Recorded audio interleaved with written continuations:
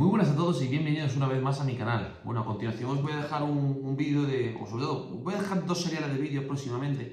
Este en concreto es una entrevista que hemos hecho con John Iriberri, que como conocéis es uno de los mentores que tenemos por no decir el mayor mentor que tenemos en la network de Custom for Us, y luego aparte un gran compañero de trabajo y que como sabéis ya muchos, estuvo con nosotros en el episodio del avituallamiento. Intentaré dejar por aquí el enlace del episodio también para que lo podáis ver.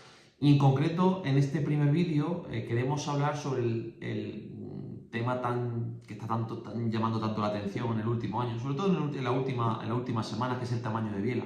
Y qué mejor persona que el propio John para que nos explique un poco los fundamentos de las distintas métricas, procesos que se relacionan en torno al tamaño de biela, cuáles son las aprendizajes que podremos sacar. Así que nada, dentro del vídeo espero que disfrutéis muchísimo y disfrutadlo.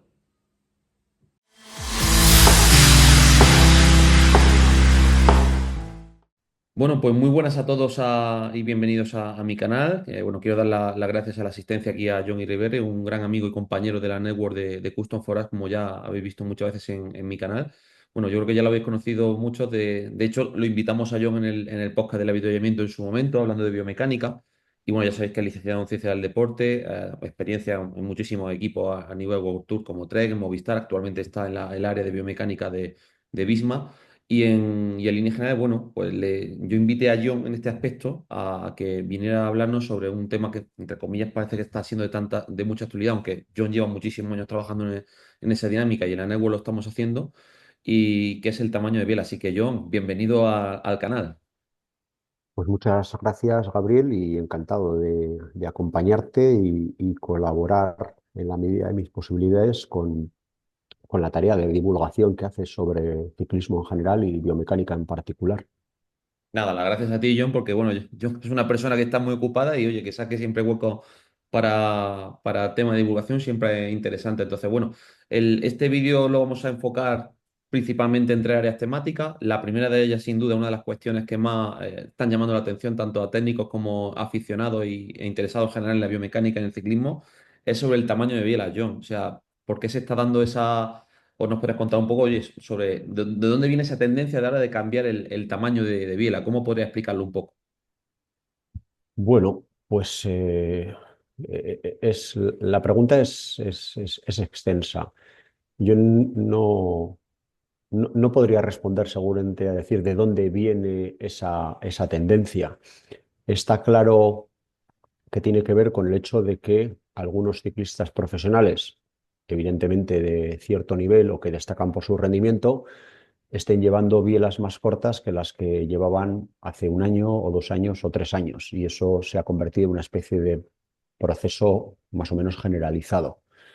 No todo el mundo ha reducido la longitud de bielas en el pelotón profesional, pero sí que es cierto que algunos lo han hecho. Entiendo que cuando en el ciclismo profesional pasa casi cualquier cosa, eso va a tener un efecto llamada al mundo del ciclismo en general. Y quien más, quien menos está preocupado por su desempeño, por su rendimiento en la bicicleta, y dice, hombre, pues si me puedo beneficiar de algo que le viene bien a tal ciclista o cual ciclista, pues me gustaría saber si es bueno para mí o no. Entiendo que la tendencia viene de ahí, porque el ciclismo profesional pues hoy en día se alimenta de narrativas, ¿no? Todos los días hay que contar algo y bueno, pues algunos días habrá que hablar de la longitud de las bielas y otros días de otras cosas. Vale, la pregunta sobre todo más importante, yo creo que puede tener la mayor gente que vean el vídeo es ¿qué beneficios son los que sostienen al reducir el tamaño de biela? ¿Vale? ¿Y qué cambios biomecánicos estás observando en tu experiencia en estos años ante esos cambios? Y principalmente, ¿qué es lo que nos podrías contar, John? Vale, bueno, yo voy a hacer me voy a apoyar en una pequeña presentación, sobre todo porque quienes nos estén escuchando y quieran profundizar en el tema, pues bueno, les voy a dejar un poco las referencias bibliográficas que hoy en día más se manejan. Y ahí, bueno, no me voy a, no me voy a detener mucho en el tema, pero al menos va a servir para que el que quiera pues, ahondar en ello, pues lo pueda hacer y lo pueda ver o lo pueda dejar de ver. A ver, perdón, esto no es lo que quería compartir, sino que es... Tendrás que subir ahora mismo. Esto es lo del Pedal Pro System, que ahora hablaremos de ello, no os preocupéis. Exacto, sí, pero compartí una cosa que no era la que yo quería compartir, sino que...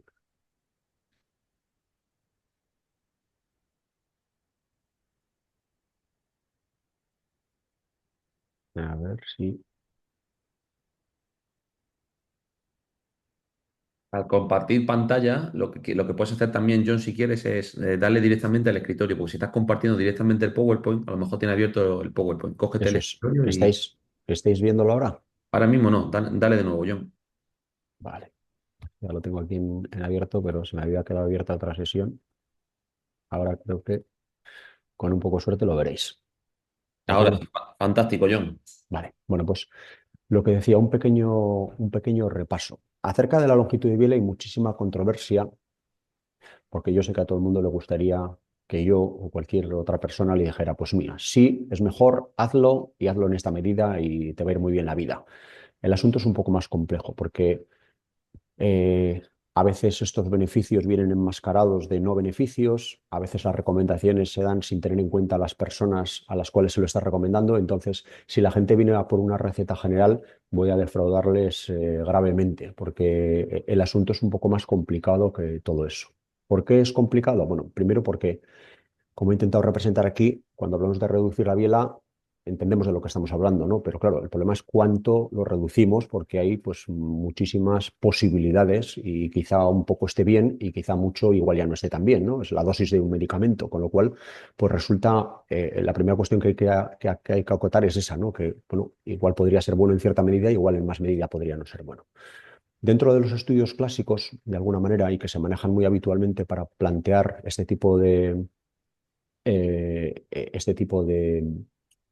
trabajos de adaptación de la biela a un ciclista, sea del nivel que sea, está siempre el pánico que existe por la mayoría de los ciclistas, tanto profesionales como no profesionales, porque esta historia es curiosa, pero se la ha aprendido todo el mundo, de si reduzco la longitud de palanca, hago menos fuerza, y como hago menos fuerza, pues lógicamente va a tener menos potencia, con lo cual mi experiencia en el campo del rendimiento en el ciclismo es que hay una especie de rechazo generalizado a reducir la longitud de biela porque la gente ha entendido una parte del contrato que es que si reduces el brazo de palanca pues vas a hacer menos fuerza. Esto estricto sensu es así. El problema es que hay otras partes del contrato que quizá no se han explicado también porque quizás son un poco más complicadas y que podrían llegar a compensar esto. Entonces, bueno, pues el estudio de Barrat, que es uno, vamos a decir, de los más completos existentes respecto a esto, pongo ahí marcado en rojo lo que es la conclusión principal, ¿no? El longitud de biela per se no es un importante determinante de la potencia máxima en el ciclismo. Esto es algo que cuesta muchísimo hacer entender al que va a cambiar, incluso al que ha cambiado también, que dice, he perdido potencia.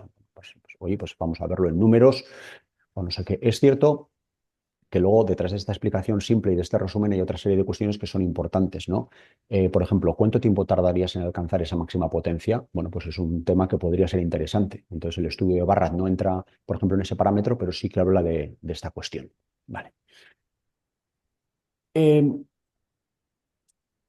Desde el punto de vista de las cuestiones, vamos a decir, cambiables, cuando hablamos en muchos casos de cadencia relacionado con la longitud de la biela y velocidad del propio pedal en movimiento, la gross efficiency en realidad sufre alteraciones relativamente pequeñas, muy, muy, muy pequeñas, hasta el punto de ser no significativas en algunos casos cuando trabajamos con varios objetos a la vez, ¿no? Y este es el estudio clásico de Martin, que prácticamente es uno de los que abrió el fuego de las publicaciones en torno a la longitud de biela y ya vino a decir algo que Barrat en el anterior estudio ha vuelto a decir, que el tema de la biela está muy sacralizado desde el punto de vista que parece que van a pasar cosas, sean buenas o sean malas, y en realidad lo que pasa es bastante menor de lo que la gente podría esperar, ¿no? Voy a perder potencia. Digo, bueno, a ver, demuéstrame que has perdido potencia, ¿no? O en este caso, perdón, que que la eficiencia metabólica, la gross efficiency, pues se va a ver alterada en un sentido o en otro. Bueno, pues los cambios generados por las bielas son menores desde el punto de vista de lo que podría ser la apreciación de la gente respecto a lo mismo. Esto no quiere decir que tú no notes que has reducido la biela. Notarlo, notas. El estado motor va a verse alterado y seguramente tu comportamiento también. Pero luego los resultantes de ello, igual a alguno le pueden defraudar porque esperaba grandes mejoras o esperaba grandes pérdidas y en realidad pues esto se va a dar en mucha menor medida. Esto es una buena introducción al fenómeno del cambio de bielas. Eh, bueno, más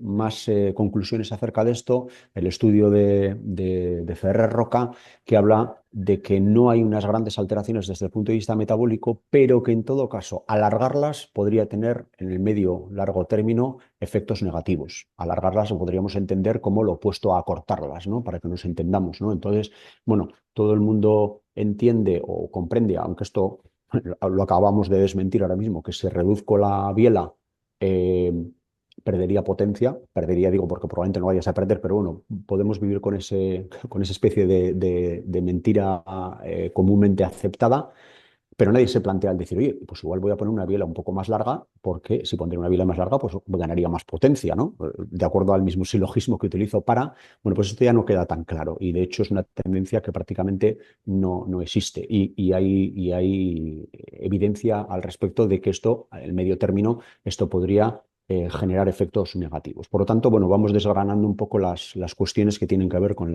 con las propias bielas.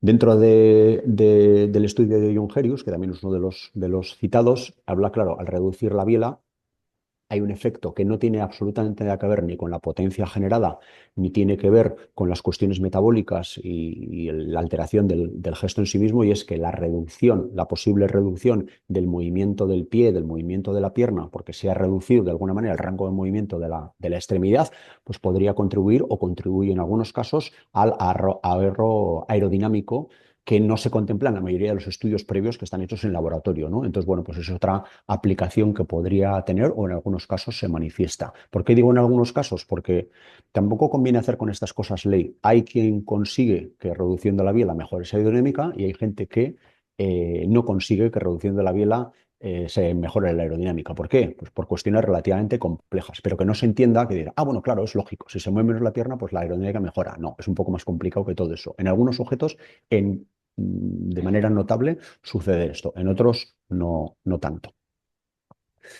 Eh, bueno, desde el punto de vista de aceleración, que no potencia, lo he citado brevemente antes, hay un estudio que es muy interesante, está realizado con atletas de bicicleta de montaña, en este caso féminas, pero bueno, creo que no es importante desde el punto de vista desde el punto de vista de lo que el género podría suponer de sesgo y no sea ampliable la conclusión, y es que el tiempo de aceleración hacia la potencia máxima mejora con las bielas más cortas. Entonces, bueno, con las bielas más cortas hemos quedado que podríamos estimar la misma potencia, pero el tiempo de aceleración con las bielas más cortas podría ser más rápido. Una de las cosas que se aprecia de manera casi instantánea cuando acortan las bielas, cuando cualquier corredor lo hace, es ver que sus máximas potencias de 3, de 5, incluso de 10 segundos casi mejoran automáticamente. Y todo el mundo se pone muy contento y dice, oye, me habías dicho que no iba a mejorar la potencia, pero en realidad sí la he mejorado. Fíjate, están aquí mis récords. Cuidado, no estamos hablando de la potencia máxima, sino que estamos hablando del tiempo en el cual ha sido capaz de generar esa potencia, porque introducimos el fenómeno de la aceleración dentro de lo que es el esquema, ¿no? Por lo tanto, podría ser que las bielas más cortas acelerarían más rápido que las bielas más largas, y esto es algo que se percibe relativamente rápido, con carácter inmediato. No hace falta una gran adaptación para ello. Fruto de esto, como es lógico y normal, es la compensación existente desde el punto de vista de la velocidad. El círculo que hace la biela más corta tiene un radio y por lo tanto tiene un perímetro menor y por lo tanto pues cuesta menos mover el pie, con lo cual es factible que si por alguna otra razón la potencia y el torque generado se compensarían de alguna manera, lógicamente la aceleración va a mejorar. Es una cuestión biomecánica básica y bueno, pues a mucha gente le sirve para afianzarse, por así decirlo, una vez ha hecho el cambio y decir, "Joder, pues tenía miedo porque igual iba a perder potencia, pero oye, si he hecho el récord de 5 segundos simplemente por el hecho de haber cambiado o he estado muy próximo a mis mejores números, no estando en mi mejor forma, pues oye, pues me da una garantía de que esto no es tan malo como igual podría pensar yo, ¿no? Sino que tiene una Podríamos decir ventaja. también, John, que tiene cierto efecto psicológico de la propia creencia del deportista. Es decir, que en función de la creencia también, que claro, si ven esos cambios a nivel numérico en un punto, pero tienen un sesgo negativo, aunque los datos estén ahí, también hay mucha gente que le pasa un poco que no se convencen o aunque tenga esos datos o que tenga una creencia errónea por el tema de más bielas, más palanca. Sí, sí, pero espérate que es que hay más variables dentro de ese concepto. Exactamente. Esto que citamos es muy importante. Los cambios de biela están totalmente supeditados a las apreciaciones psicológicas previas, durante y después de que pueda tener la gente respecto a esto. Entonces, el que cree en algo tiene muchísimas más posibilidades de que eso funcione bien que el que no cree en algo, pese a que el fenómeno sea exactamente el mismo. Mm. Porque la psicología humana es así y porque de alguna manera estamos de alguna manera generando mecanismos de adaptación positivos o de negativos o de resistencia respecto a las cosas que hacemos en función de si nos las creemos o no nos las creemos, aunque el fenómeno sea exactamente el mismo, ¿no? No es el objeto del día de hoy hablar de estas cuestiones, pero sí que conviene remarcar que detrás de todo esto el placebo existe y existirá como en casi todas las adaptaciones en las cuales la respuesta tiene que estar generada por el propio humano, ¿no? Entonces sí, el apunte es muy procedente, Gabriel.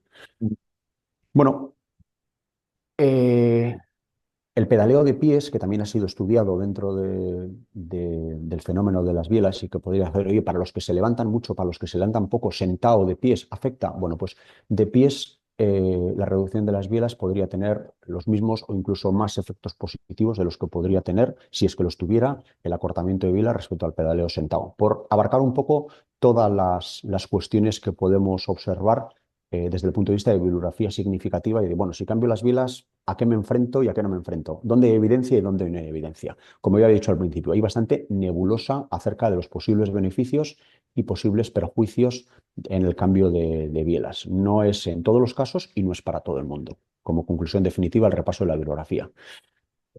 En algunas de las mediciones que hacemos nosotros, cuando estamos viendo lo que es el descenso de la velocidad en el pedaleo en el punto muerto inferior, que es uno de los parámetros que en biomecánica utilizamos habitualmente para saber hasta qué punto el pedaleo es más inercial o es más de origen muscular y que tiene que ver, lógicamente, con la eficiencia mecánica de ese pedaleo, nos encontramos que cuando se alarga la biela, automáticamente los puntos muertos o esas deceleraciones que sufre el pie cuando está en extensión máxima, en la parte más baja del pedal, aumentan de manera significativa. Entre unas 165 y unas 175, pues prácticamente se dobla el valor de deceleración de ese propio pedal. Entonces, la carga inercial del pedaleo de las bielas cortas, que es lo que estamos viviendo en esta experimentación, es sensiblemente menor respecto al de las bielas largas. Las bielas largas, por así decirlo, frenan en cierta medida la aceleración del propio pie. Esto no, entonces son malas, no. Simplemente estoy diciendo que hay un fenómeno que es el del frenado que aumenta con las bielas largas. Quizá esto sea uno de los factores compensables o compensados respecto a lo que la gente piensa que se debe o no se debe hacer cuando se reduce la biela, que es que disminuya la fuerza y por tanto disminuya la potencia en el pedaleo.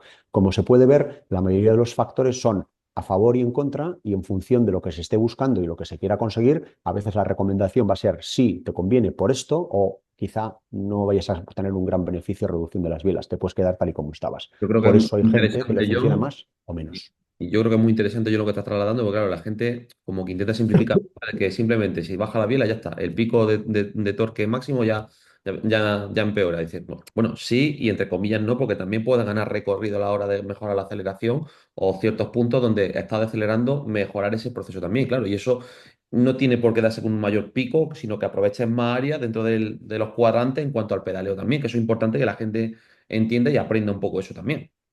Sí, lo ideal sería que responderíamos a la pregunta de ¿a mí me va a venir bien reducir la biela? Digo, bueno, depende de qué es lo que quieras obtener y cuál es el beneficio general que obtienes respecto al parámetro que estás atacando directamente. Si tienes un pedaleo que no sea excesivamente inercial y tienes un pedaleo que tenga mucho grado de frenado, pues probablemente te vaya a mejorar la biela corta. Eso es lo que podría decir. Ahora, ¿esto es válido para todo el mundo? No, porque quizás si no tienes ese problema no te vayas a poder beneficiar de la reducción de la biela, que es lo que sucede y lo que nos dicen la mayoría de los experimentos. ¿De acuerdo?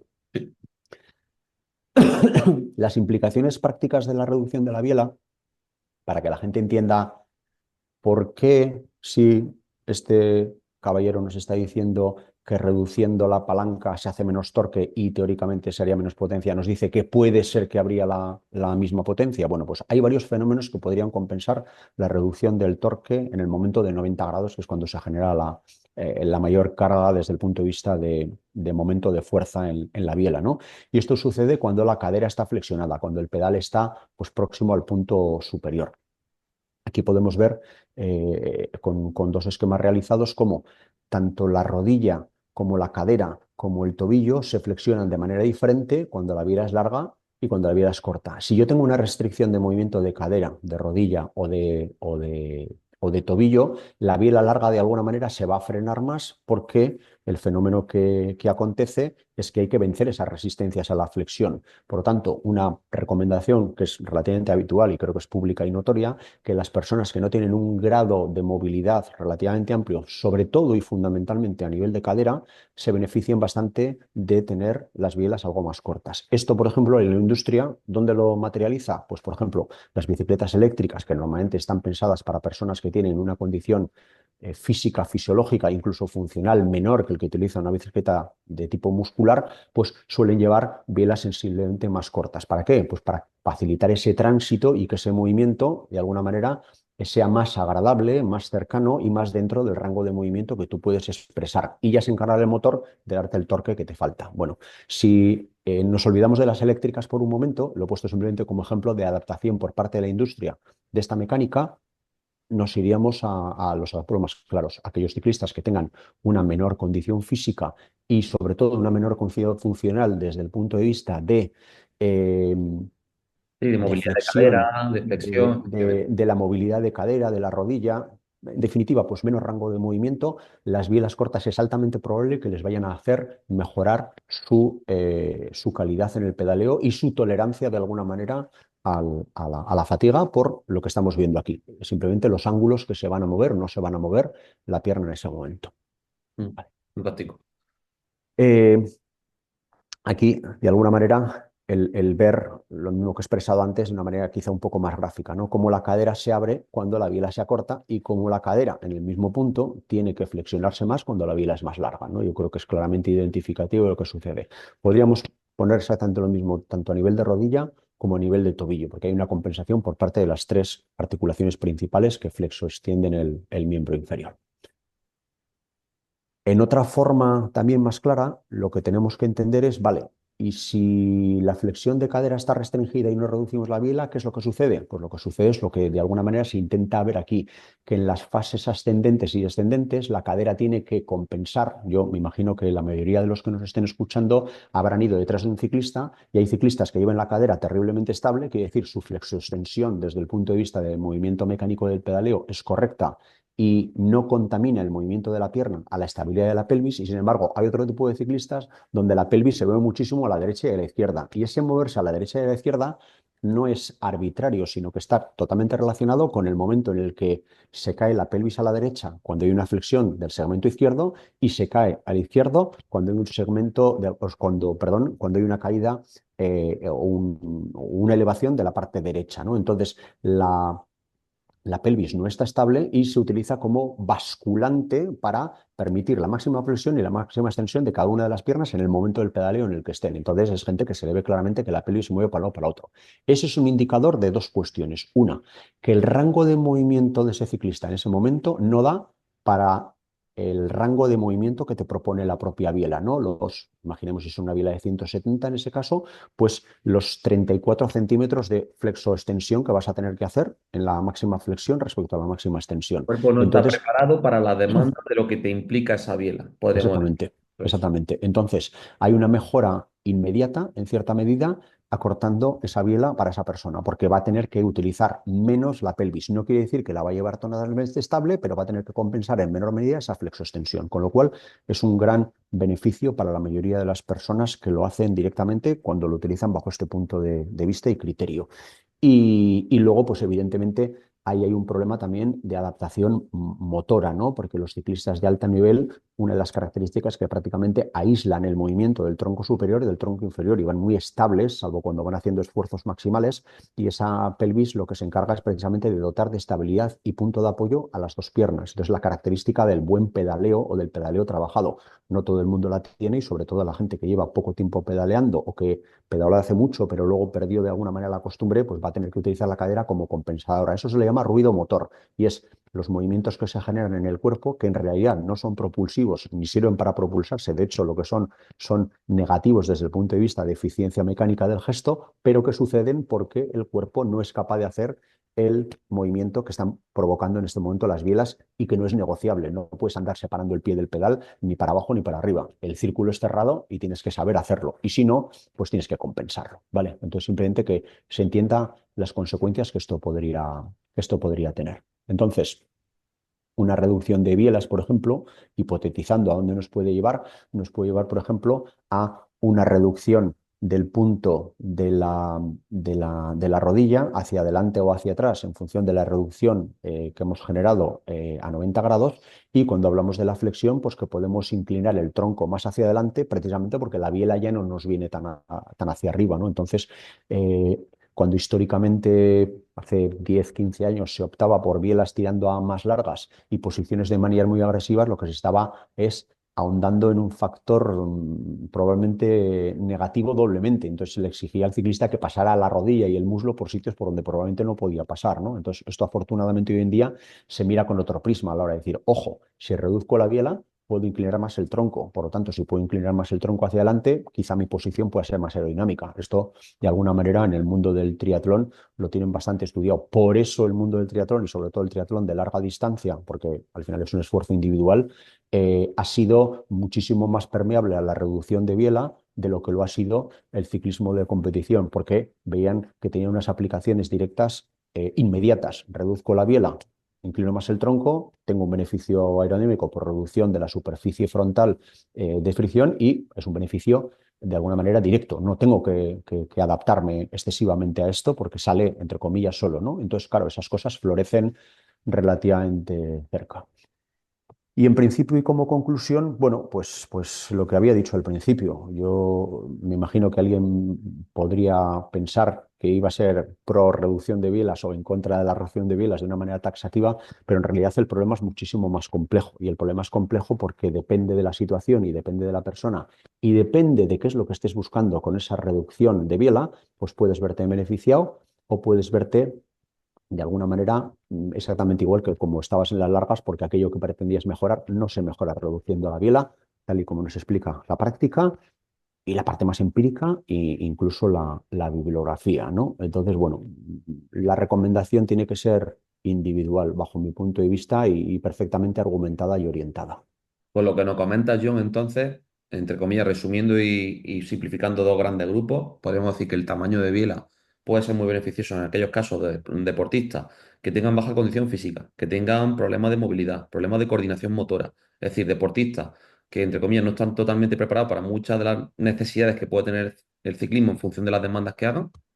Y otro grupo en el que tendríamos que revisar variables relacionadas un poco con ese aprovechamiento de la técnica de pedaleo y que no tiene por qué tener una reducción, sino que habría que valorar de manera individual si le compensa o no le compensa una reducción de bielas. ¿Podría ser un poco el resumen a establecer, John, dentro de ese punto?